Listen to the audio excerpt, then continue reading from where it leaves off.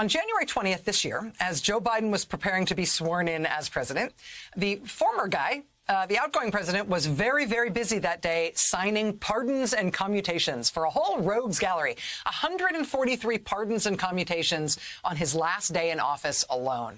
For one of the high-profile people that Trump pardoned in his last minutes in office, though, the White House didn't list anyone as having arranged for that particular pardon. Perhaps they figured any attribution like that would be unnecessary, since anybody Googling that guy's name would immediately find everything they needed to know in the form of many, many online pictures of him with Jared Kushner. Jared Kushner used to own the New York Observer newspaper.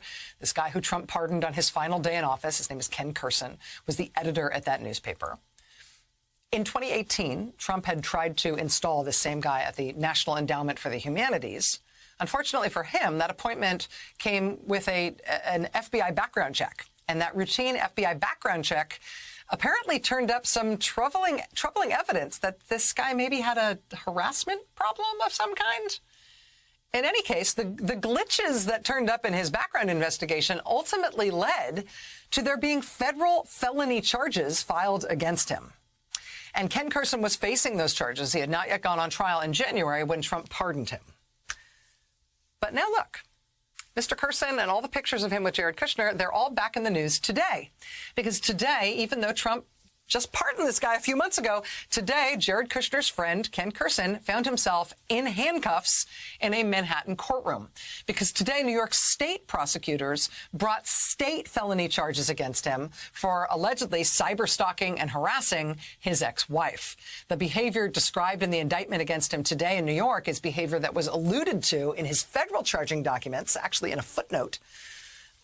But now that alleged conduct is being charged in state court, where Trump's federal pardon is going to do this guy no good.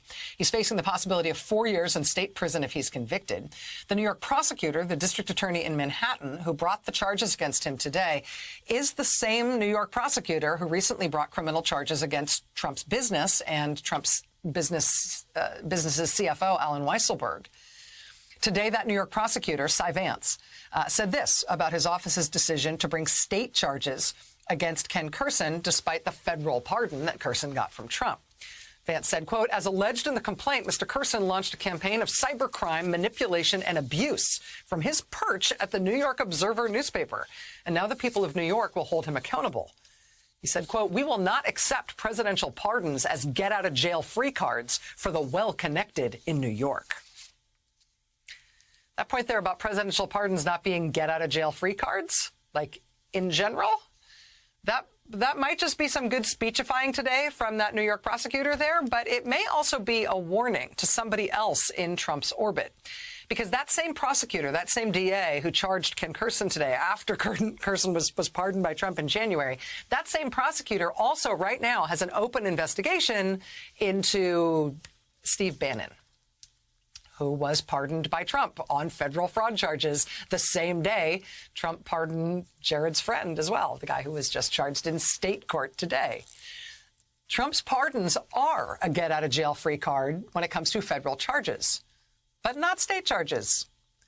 These state criminal charges today, I'm sure, were a shock to the Jared Kushner part of Trump's orbit.